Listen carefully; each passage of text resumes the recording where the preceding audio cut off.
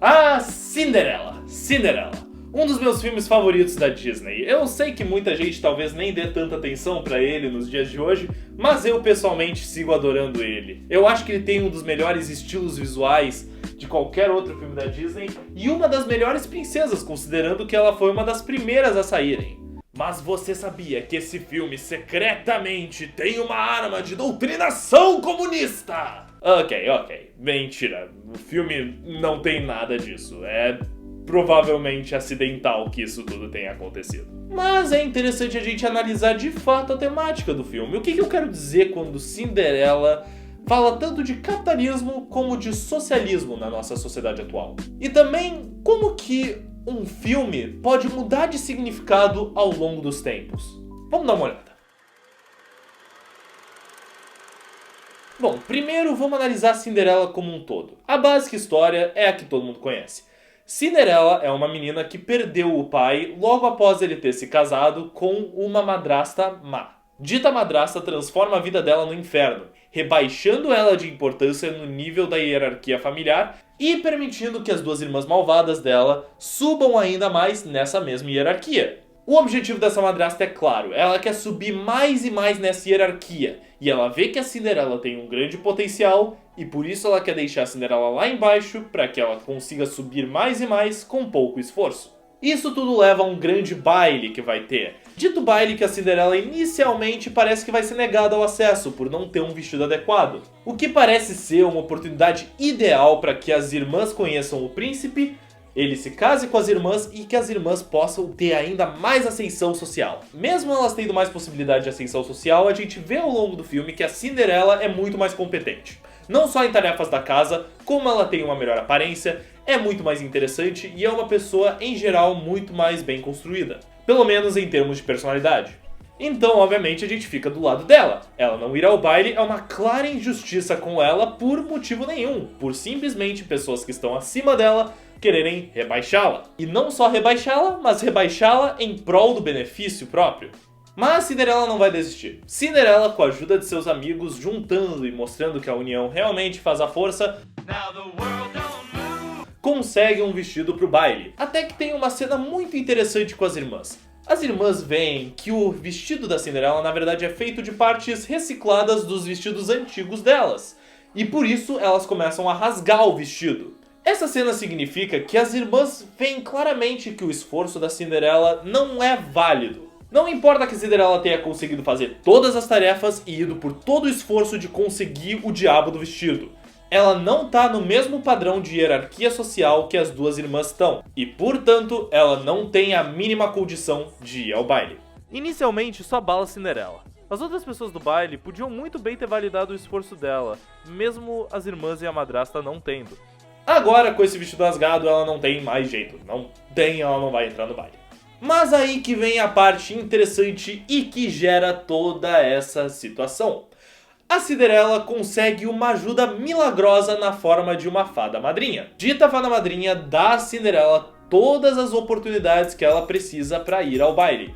Dá pra ela uma carruagem, um cocheiro, cavalos e um vestido.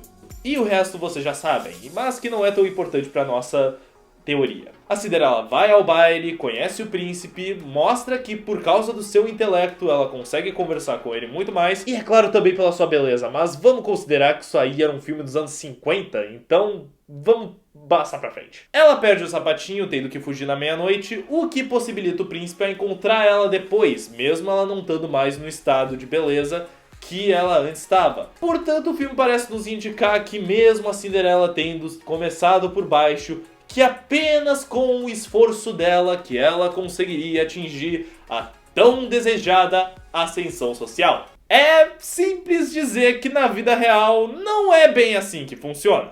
Mas vamos parar pra pensar um pouco. Vamos parar pra analisar o que é o capitalismo e por que esse filme, de princípio, parece que está tão interessado em nos dizer que o capitalismo funciona. O Walt Disney cresceu em uma situação horrível. Por mais que ele tenha tido momentos muito alegres na sua infância, ele cresceu numa situação de extrema pobreza. Um exemplo disso é que quando ele morava em Kansas City, ele era obrigado a entregar jornais em temperaturas abaixo de zero. Ele era forçado a fazer um extremo trabalho manual num frio absurdo e ainda tinha que frequentar as aulas.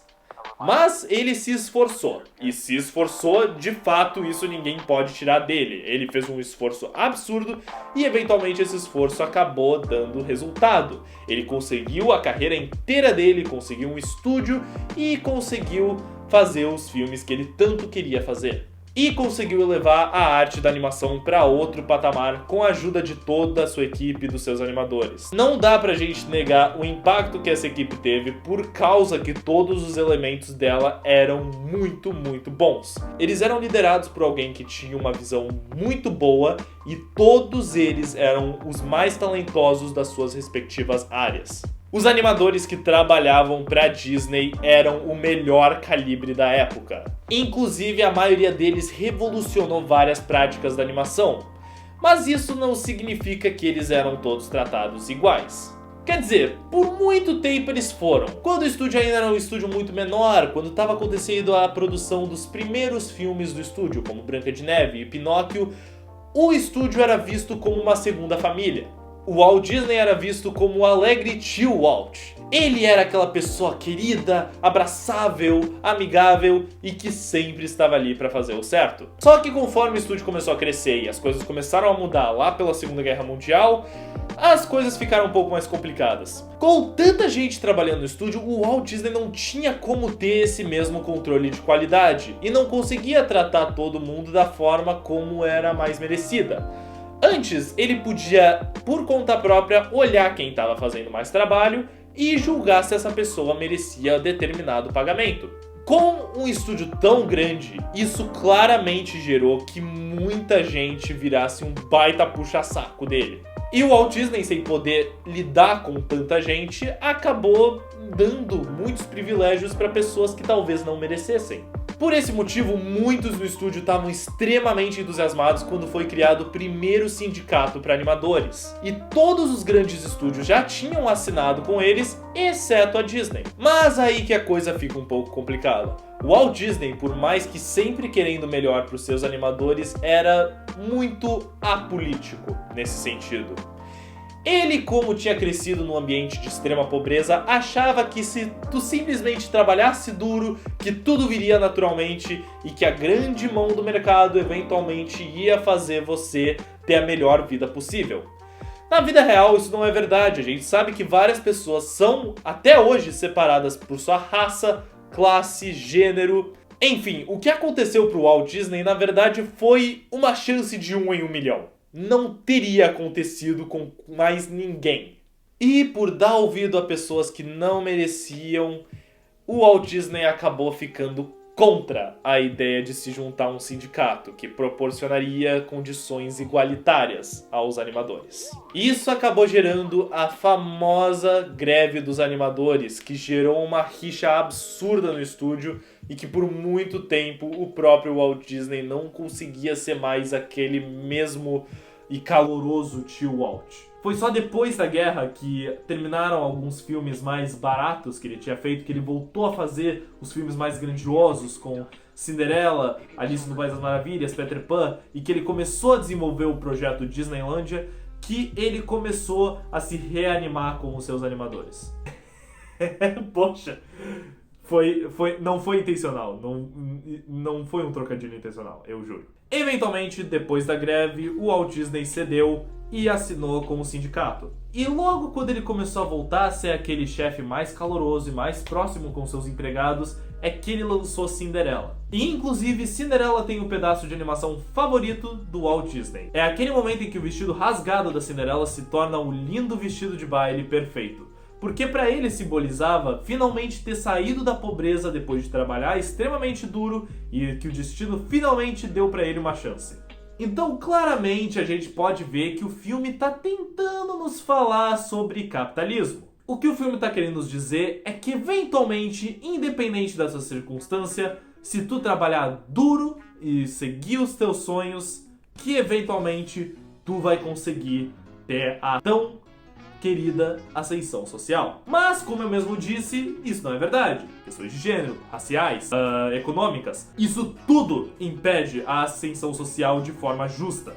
O sistema capitalista, com todos seus benefícios, é extremamente falho. Ele foi feito para uma época diferente da nossa, então a gente consegue hoje em dia ver as falhas nele muito mais do que antes. O sistema capitalista, como forma humanitária, só funciona partindo do pressuposto que todas as pessoas são iguais, o que elas não são, e justamente o capitalismo que causa elas não serem iguais. Então, olhando pro Cinderela nos dias de hoje, a gente só tem que deixar o filme pra lá e dizer que ele é um produto de um tempo passado e que ele não é mais relevante?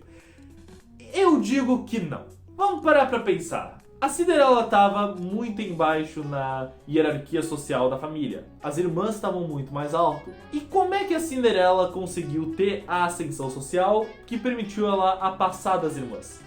Indo no baile. A ida dela no baile foi proporcionada por quem?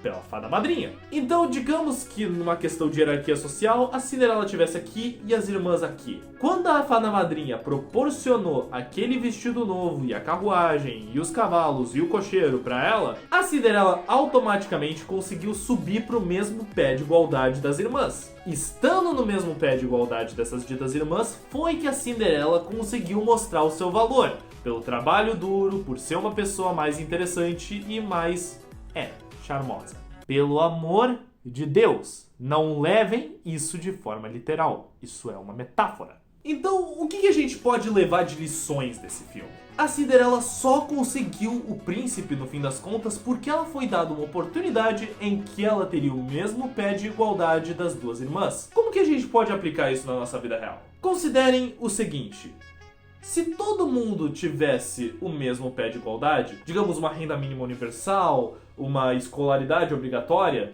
acesso à internet, a outras informações, então todo mundo poderia crescer igualmente. E aí é que a gente vai ver quem realmente tem o talento pra coisa e quem não tem interesse em trabalhar. Claro que injustiças e desigualdades sempre vão estar presentes, mas isso já é um começo. Essa ideologia é muito explicada pelo Bernie Sanders, que concorreu para ser o adversário do Trump esse ano mesmo e que já vinha concorrendo em 2016. Infelizmente, o Partido Democrata dos Estados Unidos preferia um candidato um pouco mais moderado. O candidato moderado no Partido Democrata geralmente é conhecido por conseguir virar votos pro lado deles. Então eles acabaram deixando o Sanders um pouco de lado. Mas Bernie Sanders tem ainda assim umas ideias muito interessantes, incluindo a que eu falei da renda mínima universal. A renda mínima talvez possa ser a chave para conseguir deixar todos nesse mesmo pé de igualdade. Vocês podem não concordar, eu também tenho as minhas ressalvas.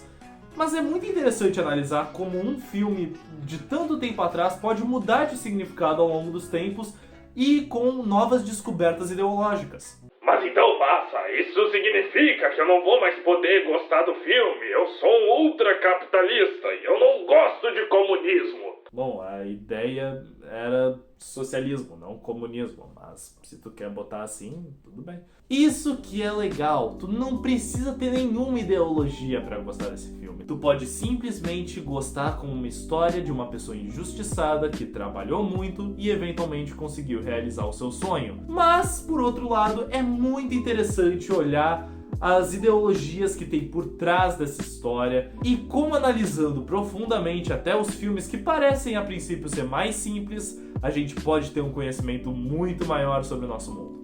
Espero que vocês tenham gostado e não me achado um pateta total por estar associando capitalismo e socialismo com um filme da Disney, mas eu achei que seria interessante dar uma olhada nisso e tentar ver as coisas de um jeito um pouco diferente. Se você gostou, por favor, deixe seu joinha e se inscreva aqui embaixo. Eu vou seguir fazendo vários vídeos como esse, especialmente falando sobre cultura pop, sociologia e do processo cinematográfico, e como eu, como diretor de cinema, uso as minhas ferramentas ao meu favor. Eu sou o Faça e muito obrigado por assistirem. Até a próxima. Por favor, usem máscara. Obrigado.